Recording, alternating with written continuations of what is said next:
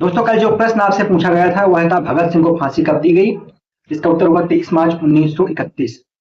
23 मार्च 1931 को उन्हें लाहौर में शाम को 7:33 पर फांसी दे दी गई थी। उनके साथ राजगुरु और सुखदेव को भी फांसी दी गई थी।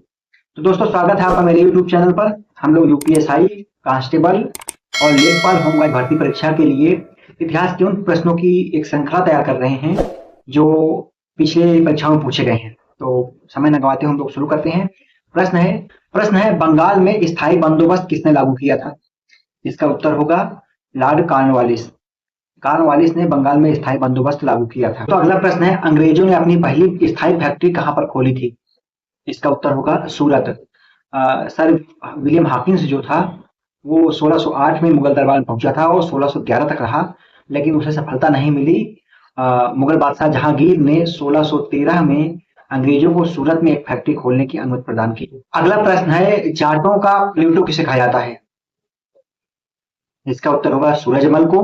सूरजमल 1756 में जाट समुदाय का उत्तराधिकारी बना था और उसकी मृत्यु 1763 में हो गई थी और इसी के बाद जाट समुदाय का पतन होना शुरू हो गया था।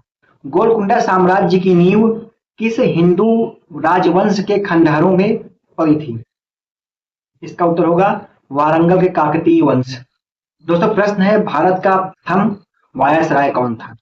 इसका उत्तर होगा लॉर्ड कैनिंग।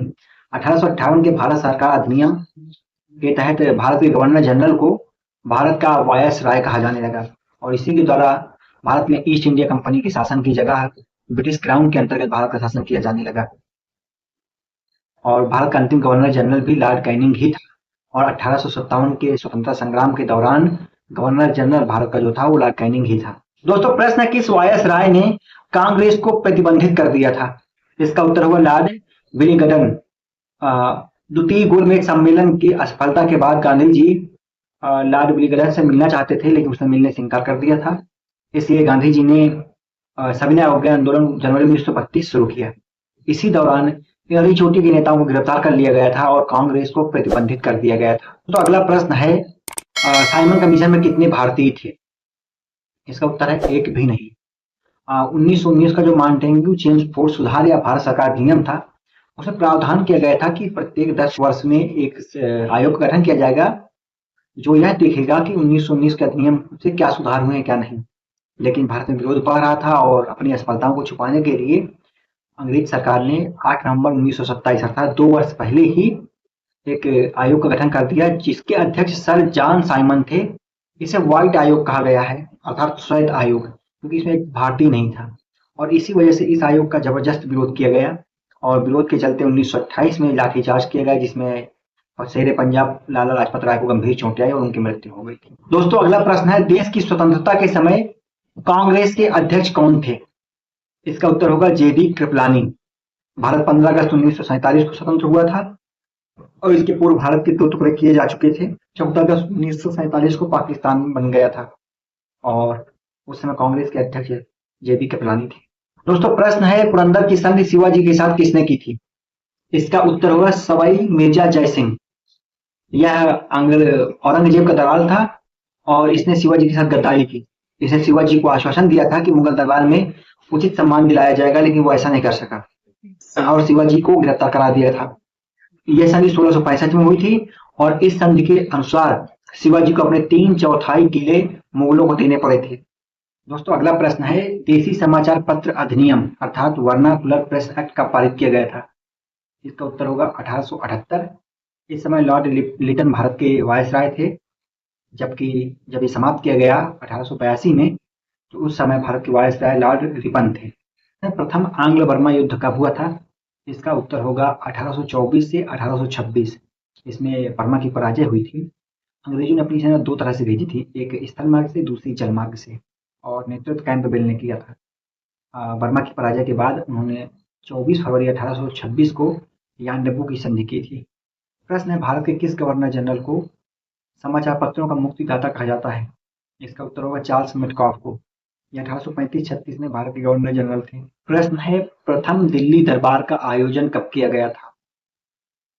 इसका उत्तर होगा 1 जनवरी 1877। इसमें महारानी विक्टोरिया को भारत की साम्राज्ञी घोषित किया गया था, मतलब भारत की महारानी घोषित किया गया था, और उन्हें केसर ए हिंद की उपाधि दी गई थी। यह वही समय था जब भारत में 1876 से 78 के बीच भीषण अकाल पड़ा। 1907 के कांग्रेस अधिवेशन के अध्यक्ष कौन थे? इसका उत्तर होगा रास बिहारी घोष। यह 1907 में अधिवेशन हुआ था सूरत में, और इसमें कांग्रेस दो हिस्सों में बट गया था, एक नरम दल और दूसरा गरम दल। दोस्तों, प्रश्न कांग्रेस की स्थापना कब हुई थी? इसका उत्तर होगा 28 दिसंबर 1885। कांग्रेस की स्थापना ए ओ ह्यूम ने की थी, और ए ओ ह्यूम का पूरा नाम था एलन एक्टोवियन ह्यूम।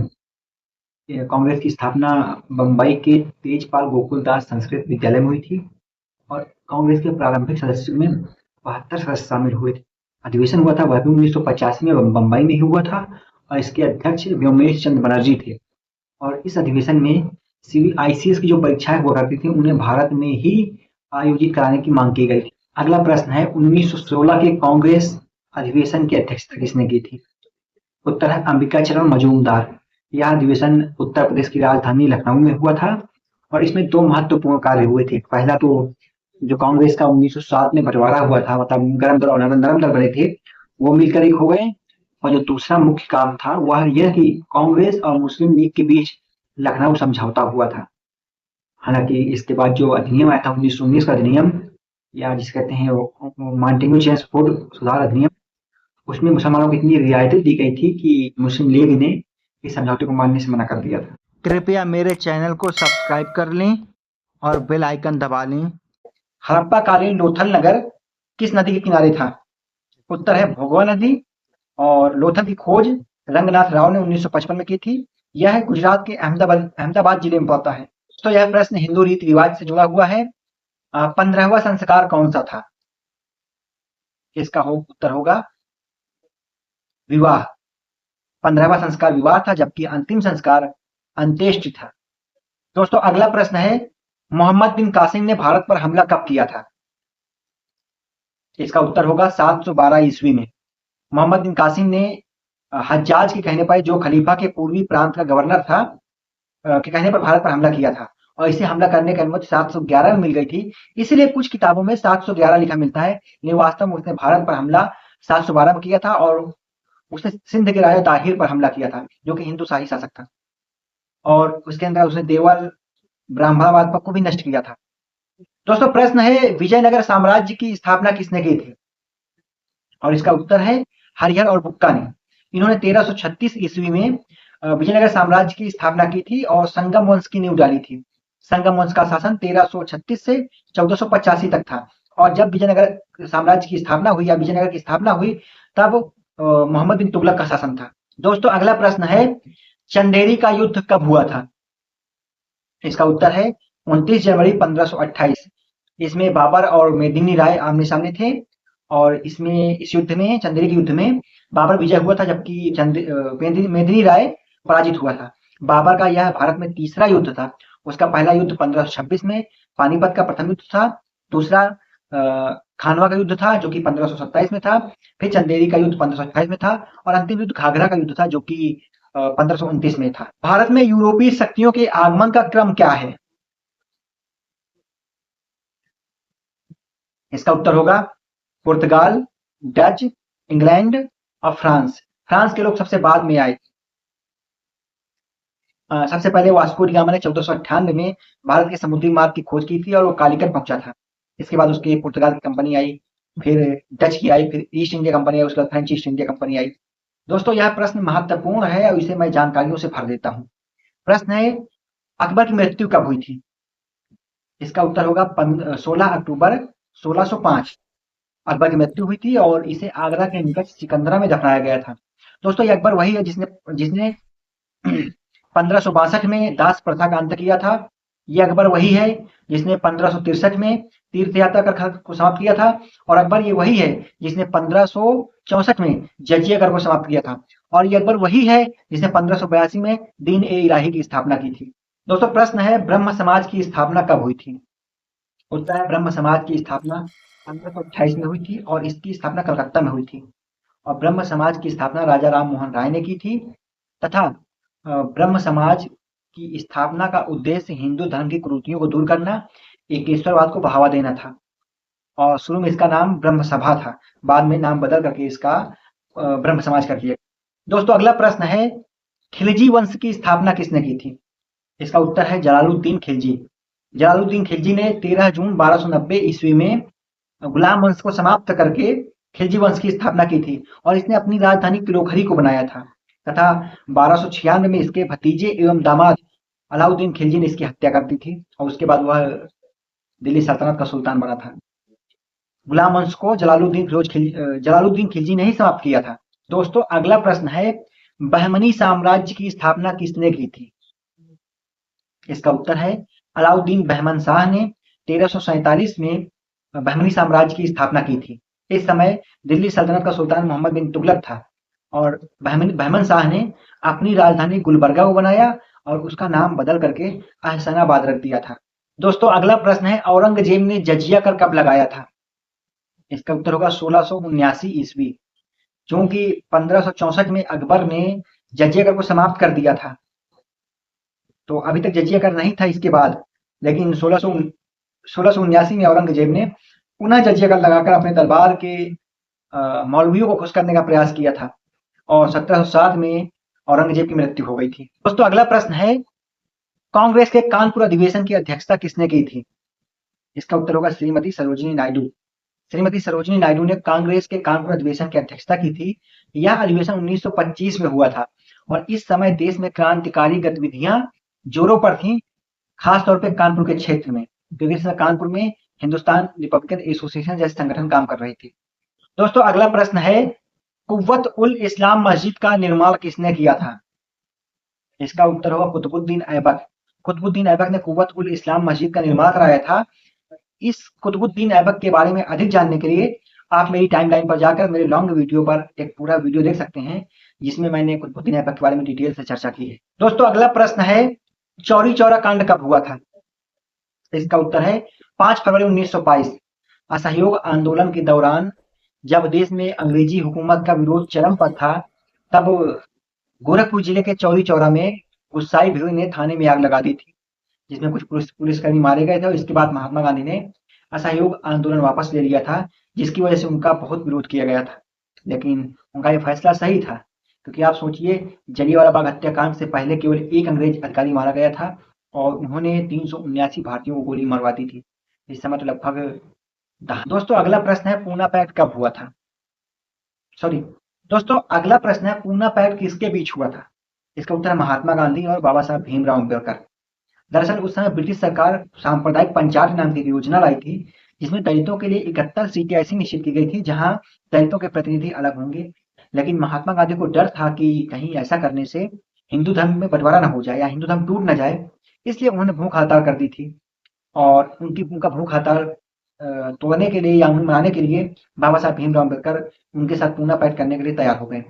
इस समझौते में उन्होंने यह तय किया कि 71 सीटों की जगह पर दलितों के लिए 148 सीटें निश्चित की जाएंगी, जहां सिर्फ और सिर्फ दलित लोग ही अपना प्रतिनिधि भेज सकते हैं। कुल मिलाकर ये सीटें आरक्षित कर दी थी और भारत में आरक्षण की शुरुआत यहीं से हुई।